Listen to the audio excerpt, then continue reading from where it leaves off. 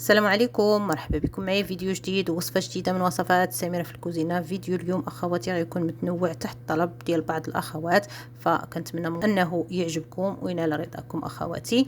هنايا غادي نحضر معكم واحد طبق ديال الضيافه او العراضه كيجي رائع جدا في المتناول ديال الجميع وبطريقه سهله وسريعه كذلك في التحضير ديالها، ما فيه حتى شي صعوبه. كذلك نرافقوه بخبيز ديال الخلاط الكهربائي كيجي رائع جدا وسهل كذلك تا هو في التحضير ديالو. خضر في الكوكوط، ما غاديش نحتاجو نديرو لها لا ما نبخروها ما نسلقوها، كتعطروا وكتخدموا كلشي وكطيبوا كلشي في دقه واحده، كتجيكم بنينه بلا ما عاد تحتاجوا انكم تشحروها من بعد او لا هكا تصوطيوها في المقيله. كلشي كيوجد في دقه واحده. كذلك واحد النجال اللي كيجي رائع جدا وبنين بزاف، كيجي على طيبه يعني الحموضه، فكيجي زوين بزاف يعني من الاشياء بحال المخللات، فكينفعكم هكا تحتفظوا به. وجدوا كميه كثيره منه تحتفظوا به مده طويله وترافقوه مع الاطباق ديالكم اليوميه وكذلك ديال الضيافه ولا العراضه. فكنتمنى من ان هذا الفيديو يعجبكم اخواتي وتلقاو فيه داكشي اللي بغيتو. وإلا عجبكم من طبيعه الحال فما تبخلوش عليا بلي لايك، بارطاجيو مع الاحباب والاصحاب باش تعمل فائده. وندوزو بسم الله على بركه الله لتحضير الطبق ديالنا. نبداو باللحيمه هي الاولى باش يعني تشرب لنا العطريه وتوجد لنا هكا وتجينا بنينه. فهنايا انا حضرتها بليله من قبل يعني في الليل. خديت هاد اللحم هذا، كانت عندي العراضه بنهار، فخديت اللحيمه ديالتي درتها في الليل، شرملتها وحطيت بها في الثلاجه حتى لغت لي عاد طيبتها. عندي هنايا خديت واحد رجيله ديال الغنمي يعني غير صغيره ما تكونش كبيره بزاف، واحد 2 كيلو 2 كيلو وربع. وغنبداو باضافه العطريه اللي هي عندنا هنا واحد المعلقه ديال الخرقوم بلدي مطحون، كذلك واحد نص معلقه ديال البزار. ما تكثروش البزار بزاف باش ان شاء الله ما يجيكمش حار، لانه بغينا حنا يجينا على الطيبه ديال المبخر او على الطيبه ديال المحمر، فما يجيش فيه النسمه ديال البزار كثيره. كذلك واحد المعلقه ديال القزبر حبوب، واحد المعلقه ديال العطريه ديال الشوا، معلقه ديال الكمون، معلقه ديال التحميره، كذلك واحد المعلقه صغيره ديال الملح كيبقى من طبيعه الحال حسب الذوق، ما تكثروش بزاف لان نرافقوه من بعد بالملحه والكمون. غنضيف هنايا واحد الطويمه ديال الزعفران، اللي ما عندوش اللي عنده يعني الزعفران شعره فيضيف واحد هكا واحد زغيبات في واحد الربيع كاس الماء، ما تكثروش الماء بزاف صافي. وغنضيفوه المكونات ديالنا. كذلك غنحك واحد 2 ضريسات يكونوا كبابرين شي شويه ديال الثومه، وغنضيف واحد المعلقه صغيره ديال السمن وصافي. وغادي نبدا يعني هكذا هاد اللحيمه هذه غنلبسها مزيان بهاد العطريه. حاولوا انكم تدخلوا لها العطريه مزيان في جميع الجوانب ديالها صافي. ومن بعد غنغطيها بالسلوفان وغنحتفظ بها في الثلاجه حتى ان شاء الله نبغي نقاد هاد الطبق ديالي او نطيب هاد اللحيمه ديالتي. هنايا في الصباح يعني مني نط، اول حاجه بديت بها هي الخبيز باش نحيدو من الطريق وندوز عاد باش نكمل المسائل الاخرى ديالتي او المكونات الاخرى نوجدها على خاطري.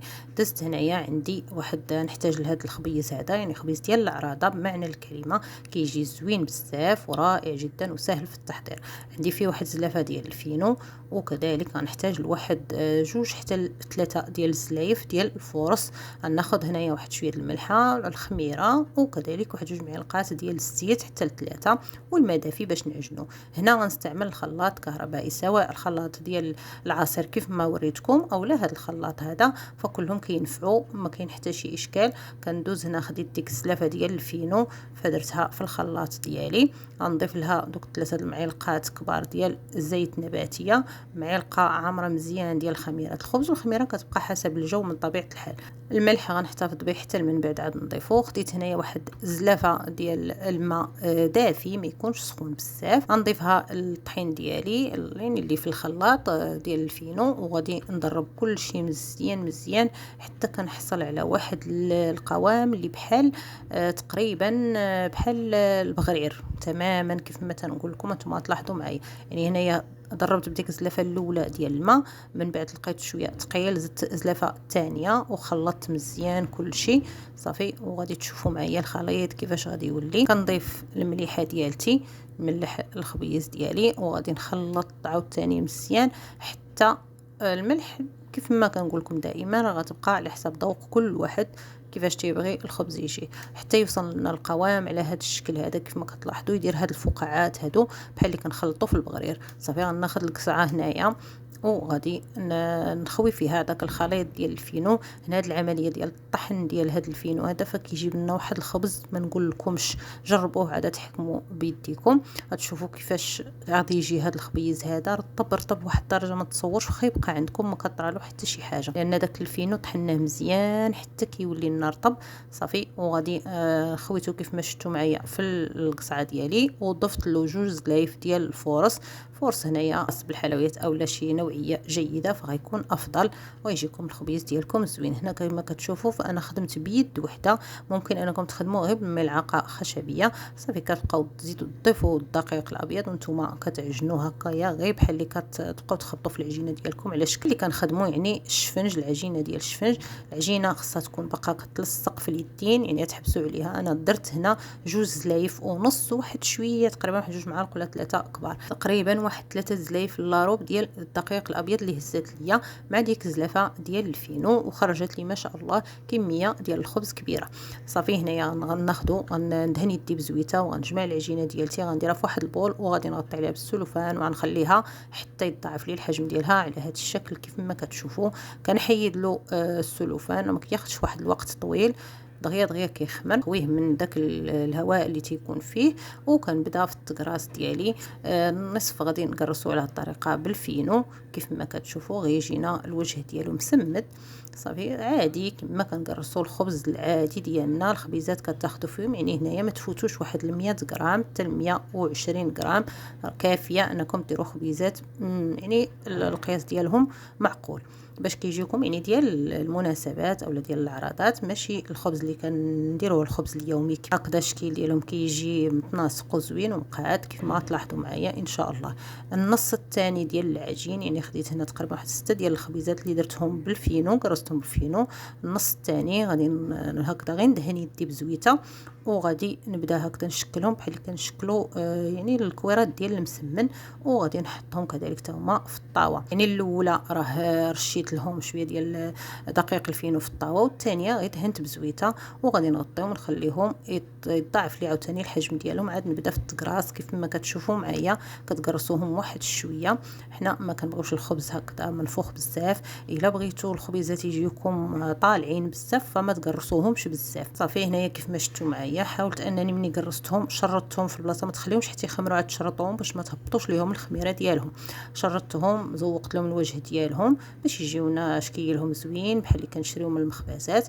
ودزت غطيتهم يكملوا الاختمار ديالهم، عاد ندوز نطيبهم. ودزت للطاوه الثانيه اللي قرصت غير بالزيت غادي نقرصهم كذلك حتى هما، وكناخذ اصفر بيضه كنضيف لها شويه ديال الحليب وكندهن الوجه ديالهم كاملين بالاصفر ديال البيض بوحديته، ما ديروش معاه الابيض باش كيجينا داك الوجه ديال الخبيزات محمر مزيان. كذلك حتى هما كنشرطهم على حساب الرغبه كيف ما بغيتو صافي. وكنرش عليهم هنايا شويه ديال الجنجلان باش كيجيونا نفس الشكل اللي كنشريو كيف سبق لي قلت لكم من المخبزه، كيجي الشكل ديالهم رائع وكيتواتى هكا مع المناسبات اولا مع العراضات صافي. غنغطيهم كذلك حتى هما بالمنديل ونخليهم يتضاعف الحجم ديالهم، وكندوز كنطيبهم يعني في الفرن بحال اللي كنطيبوا الخبز عادي. كنسخنوا الفرن مزيان حتى كيسخن لينا، من بعد كندخلوا الطاوات ديالنا يطيبوا لنا من التحت يتنفخوا، عاد ندوزو نحمروهم من الوجه ديالهم. الخبيز كيف ما كتلاحظوا كيجي على هذا الشكل هذا رائع جدا، رطيب مفشفش من الداخل يعني ما مدقص ما حتى شي حاجه. جربوه ما غتندموش ان شاء الله على التجربه ديالكم. هنايا الخبيز ديالي وجد ليا بسرعه يعني دغيا دغيا بكري حيدته لويته هكا في المنديل وخليته جانبا حتى نحتاجو ان شاء الله. ودزت الخضره ديالتي اللي هنا كنت غسلتها وقطعتها. خديت هنايا غنستعمل البطاطا والكورجيت وغنستعمل كذلك خيزو واللوبيا خضراء. فخديت هنا البطاطا والكورجيت غسلتهم نقيتهم قطعت البطاطا هكا مكعبات شويه غلاضين، كذلك الكورجيت درتها غير دواور، اللوبيا هكذاك طويله شويه القياس ديالها شويه طويل ما ديروهاش صغيره بزاف باش كتجي هكا في الطبسيل متناسقه وزوينه. وخيزو درتو حتى هو دواور. هنايا خديت كيف قلت لكم الطبسيل درت فيه البطاطا والقرعه.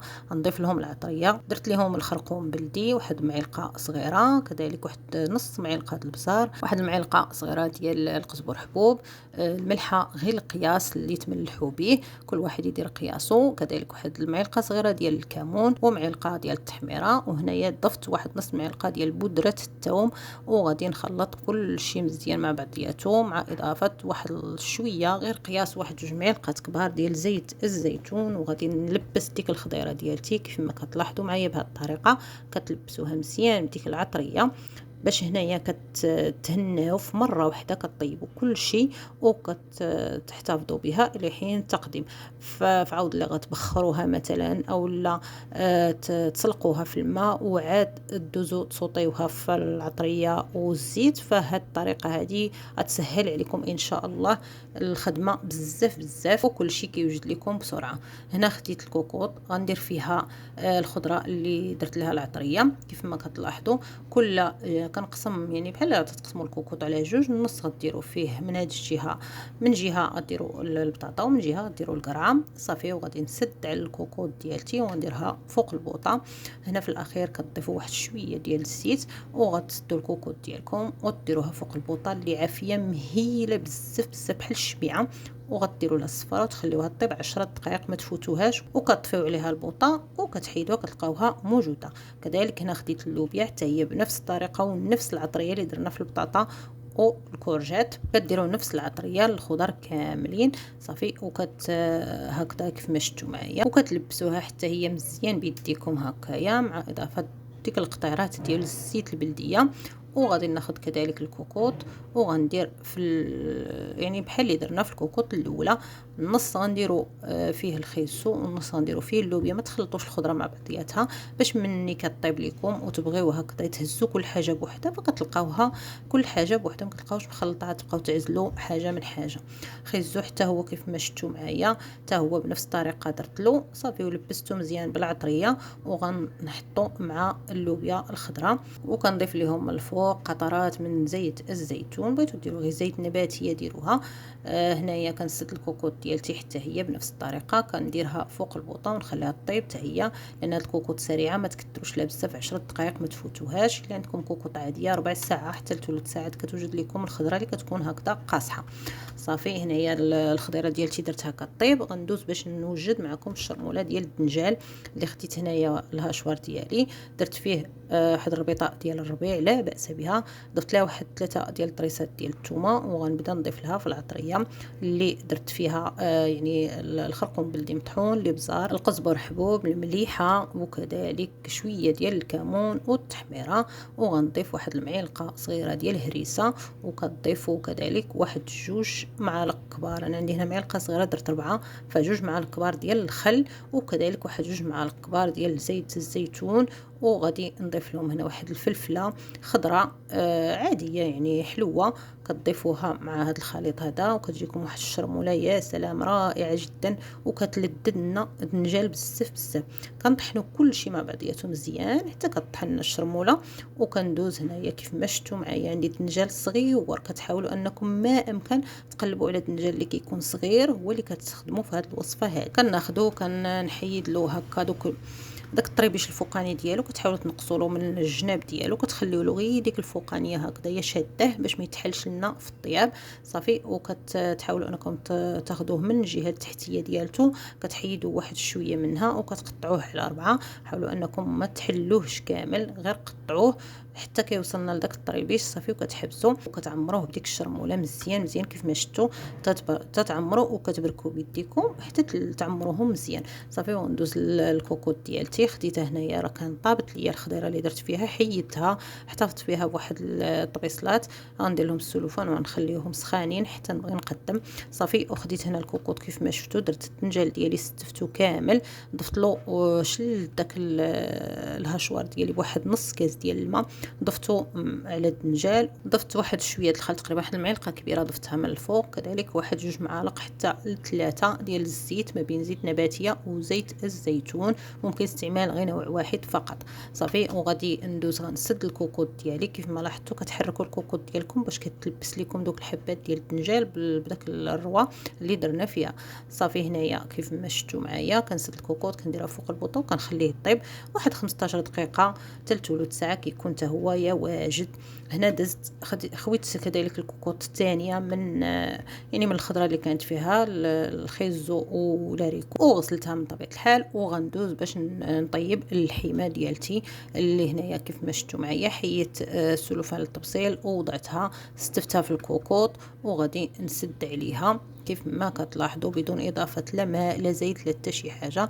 وغنخليها في فوق البوطه على خاطرها واحد العافيه اللي تكون بحال الشمعه ضعيفه بزاف بزاف. الا كان اللحم صغير دغيا كيطيب واحد نص ساعه كيكون موجود معكم حتى ساعه الا ربع، والا كان شويه قاصح فراه غيشد لكم الوقت. ولكن حاولوا كل نص ساعه تحلوا الكوكوط وتقلبوها باش ما يلصقش لكم، وحركوها شويه وصافي وغيكون عندكم ان شاء الله موجود. ودزت باش نوجد معكم يعني واحد تكتوكه ديال الفلفله. بغيت نشارك معكم هذه القلايه الهوائيه اللي صيفطتها لي الاخت ديالي من فرنسا، الله يجازيها بخير، نفعتني بها بزاف بزاف، زوينه ما شاء الله. وصفاتها كلهم كيجيو واعرين بزاف، واي حاجه درتوها فيها كتجي رائعه جدا. كنصحكم بها يعني بشده، يعني اللي عنده الامكانيات وبغى يشريها فراها رائعه جدا وزوينه بزاف. المهم هنا خديت الفلفله استفتها في القلايه الهوائيه، كتجي هكا طايبه مسلوخه كيف ما كتشوفوا. القشره ديالها كتحيد غير بوحدها. صراحه كنشكر الاخت ديالي على هذا المجهود اللي كدير معايا وكتصيفط لي حويجات اللي هما صراحه كينفعوني في الكوزينه بزاف بزاف. شكرا ليك والله يجازيك بخير. المهم هنايا خديت الفلفله كيف ما شفتوا قشرتها، حيت القشره ديالها حكيت واحد 2 مطيشات في مقيله، ضريس ديال الثومه، شويه د الربيع والعطريه. بطبيعه الحال التكتوكه راه كلشي كيعرف يديرها باي طريقه درتوها راه كتجي زوينه. ومن العطريه كندير شويه الكمون، شويه التحميره، مليحه، شويه الخرقوم وشويه ديال السودانيه. انا هاد العطريه اللي كنديرش البزار، ما كنديرش يعني سكينجبير وداكشي ما كنديروش انا في التكتوكه وفي الزعلوك ما كنديرهم. ديال الكمون، تحميره سودانيه فقط، وزويته بلديه والثومه صافي. وكنشحر لاصوص ديالتي فوق البوطه مزيان حتى كتوقف حتى كتنشف. عاد كنضيف لها الفلفله اللي قطعتها صافي. كنشحر ديك الفلفله مزيان وكتنشف ليا من لاصوص اللي كيكون فيها صافي. وكنحطها كنقدمها مع الطبق ديالي. هنا طفيت البوطه على الكوكوط اللي فيها اللحيمه، فكانت وجدات معايا يعني تقريبا كيف قلت لكم اللحيمه صغيره، فوجدت في نص ساعه حتى ساعه الا ربع ما فاتهاش صافي. كيف ما كتلاحظوا معايا كيجي معلك اللحم ورائع جدا، واحد اللذه فيه ما نقول لكمش عليها. محمر كيف ما كتشوفوا من يعني القاع ديال الكوكوط ما محروقش ولكن ملصق هكا محمر ومعلك. كتجي واحد اللحم زعما روعه روعه ما شاء الله، وبدون قطره ماء. هذا هو المهم، كيجي كيحتفظ بالمنافع ديالو بالمكونات ديالو، ما كطرالو حتى شي حاجه صافي. كندوز هنايا كنبدا ندريسي في الطبق ديالي ديال التقديم. يعني هنا راه وصل الغدا صافي، غادي نحط الغديوه ديالتي. كنحط اللحيمه في الوسط. خديت هذا الطبق هذا اللي كيكون طويل كيجي تقديم فيه زوين. خديت الخضيره ديالتي كلها استفتها في الجوانب. كتحاولوا انكم تفرقوا الخضره ديالتكم باش اللي جالس من هاد الجهه ياكل واللي جالس من الجهه ياكل صافي. استفت الخضيره ديالتي من الاطراف بجوج، اللحم في الوسط. خديت هنايا الفلفله اولا التكتوكه فدرتها في طبيصلات باش نرافقها معهم. كذلك الدنجال هنا كيف ما شفتوا من بعد ما طاب، فلا بغيتو تحتفظوا به هكاك احتفظوا. انا درتو في القلايه الهوائيه زاد نشف مزيان وتحمر ليا، جا لديت لواحد الدرجه ما تصوروهاش، كيجي رائع جدا. ممكن ديروه في الفران، ممكن تاكلوه غير هكاك في الكوكوط، لا داعي انكم ديروا له شي مرحله اخرى صافي. رافقت هنايا الطبق ديالي بشويه ديال الكمون الملحه كيف قلت لكم مسبق، وزينت شويه بلي طوماط سوريز من الفوق. حاولوا انكم هكا باش الطبق ديالكم يجي مبهج واللوينات فيه متناسقين. شويه ديال الزيتون مشامل، وكنقدموه بالصحه والراحه للضيوف ديالنا او لعائلتنا المناسبات او يعني هكذا العرايد ديالنا. فبالصحه والراحه ما شاء الله كيجي الطبق لذيذ ورائع وهماوي وديال النخوه كيف تنقولوا، ديال الضيافه وديال النهار الكبير. فما شاء الله جا زوين وعجب الضيوف ديالي. وبالصحه والراحه والى وصفه قادمه بحول الله.